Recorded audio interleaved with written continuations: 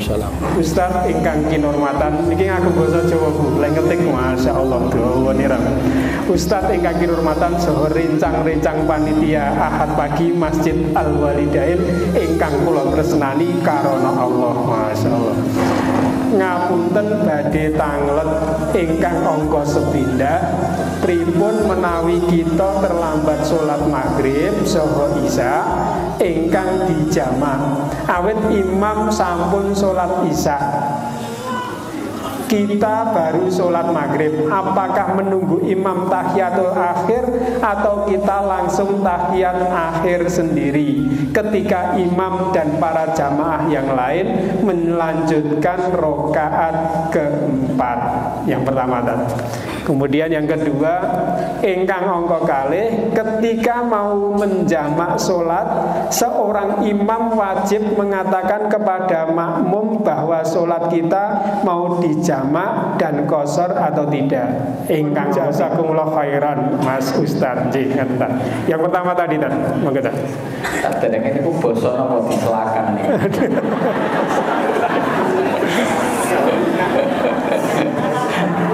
Oke. Masya Allah. Pertanyaan yang pertama ini dulu pernah kami jelaskan, tapi tidak masalah ya, bahwa sholat makmum dan sholat imam itu berbeda.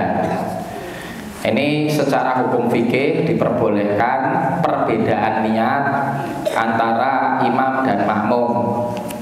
Imam niatnya sholat asar, makmum niatnya sholat duhur, boleh. Begitu juga perbedaan niatnya sunnah dan wajib. Imam niatnya sholat sunnah, makmumnya sholat wajib, itu boleh. Ini pendasaran pertama, perbedaan niat sholat. Masalah terjadi ketika selain niatnya beda, jumlah rokaatnya juga beda.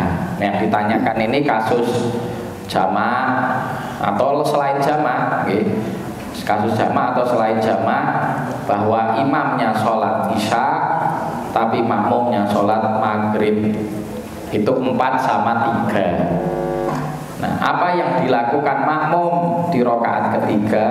2 pilihan. Yang pertama, dia mufaroqah, jadi boleh langsung dia tahiyat kemudian salam. Apakah dapat pahala jamaah? Dapat pahala jamaah. Dapat pahala jamaah. Atau yang kedua, dia menunggu salamnya imam.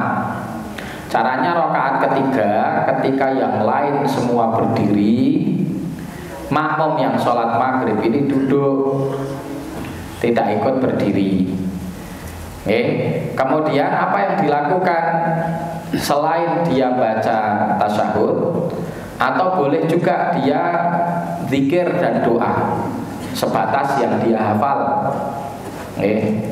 Pokoknya zikir dan doa sebatas yang dia hafal sampai nanti imam juga ikut duduk tasyahud. Tasyahudnya boleh didahulukan, baca tahiyatulillah sampai rampung baru doa, atau baca tasyahudnya nunggu imam turun duduk sama dia, baru nanti dia tasyahud. Nah, setelah itu rampung tasyahudnya, begitu juga tasyahudnya imam rampung, maka imam salam, dia ikut salamnya imam. Dengan demikian dia mengikuti sholat jamaah itu secara paripurna, dan tentunya jamaahnya juga dihitung pahala sempurna. Dua-duanya ini boleh, dua gambaran tersebut yang disampaikan oleh para ulama di dalam pembahasan fikih terkait sholat ini. Itu yang pertama. Terus yang kedua apa? Kalau sebelumnya dilanjutkan, kalau dilanjutkan kemudian beliau masbuk, kemudian maghrib, kemudian bisa langsung menjamak gitu, boleh?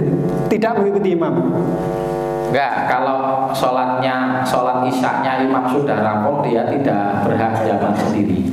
Karena itu dilaksanakan berjamaah. Syaratnya jamak mator di masjid itu dijalankan Nah, kalau tidak disyarati berjamaah, pas ketemu imam yang tidak jamaah, akhirnya do jamaah dewe kan gitu. Nah, jadi disyaratin apa? Jamaah. Yang kedua, ingkang kalih, ketika mau menjamak sholat seorang imam, apa wajib mengatakan kepada makmumnya bahwa ini mau sholat jamak atau qasar gitu? Oke, dilihat kalau seandainya jamak atau qasar itu dalam situasi safar, kemudian di antara makmum itu dikhawatirkan ada yang bukan musafir, maka lebih baik disampaikan ini kita mau jamak dan mau qasar. Itu tujuannya apa? Biar si makmum tidak kaget ketika lo kok dua sudah salah. Nah, masalah perbedaan niat tadi sudah nggak ada masalah. Si imamnya qasar, makmumnya mutim atau tidak qasar, itu tidak ada masalah. Ya, cuman hanya untuk menghilangkan prasangka dan juga keheranan atau kaget, loh kok 2 rakaat sudah salah. Begitu juga dalam kondisi mukim. Nah, berarti kalau mukim ini adanya cuma jamak, tidak ada qasar. Karena dalam pembahasan fikih qasar itu tidak berlaku kecuali di safar. Fikih qasar tidak berlaku kecuali di safar. Kalau jamak berlaku di safar dan selain safar. Salah satunya jamak karena hujan. Apakah nanti dikasih tahu bahwa ini nanti mau jamak? Oh, itu belum bisa dipastikan. Maka justru imam tidak boleh ngasih tahu ini nanti mau jamak. Kenging nopo, soalnya bisa jadi ketika sudah salam hujannya berhenti. Dan syarat dijamaknya sholat karena hujan, dulu pernah kami sampaikan, hujan itu ada di takbir sholat pertama, berarti maghrib sumpah maghrib. Pas takbir maghrib itu hujan. Terus hujan itu ada di salam sholat pertama. Pas salam sholat maghrib masih hujan. Kemudian takbir hujan itu masih ada di takbir sholat kedua. Jadi ketika bangun sholat isya, takbir itu masih hujan. Setelah itu nggak ngepek, meskipun habis takbir tepat hujannya berhenti, sholat tetap dijalankan sampai selesai. Oke, niki bejone jenengan.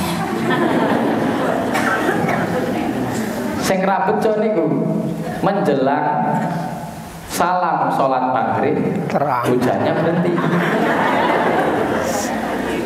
Habis itu imamnya wis rajamak, wis zikir, kan sudah ada waktu lama, itu tidak boleh jamak karena sudah ada jeda dan syaratnya itu harus dilakukan secara apa? Secara tawali, yaitu tidak ada jeda yang lama. Pas sudah zikir mau sholat sunnah hujan lagi. Nah, berarti Anda belum beruntung. Maka nggak bisa diumumkan dulu di awal nanti mau jamaah, nggak tahu nanti jamaah atau tidak jamaah.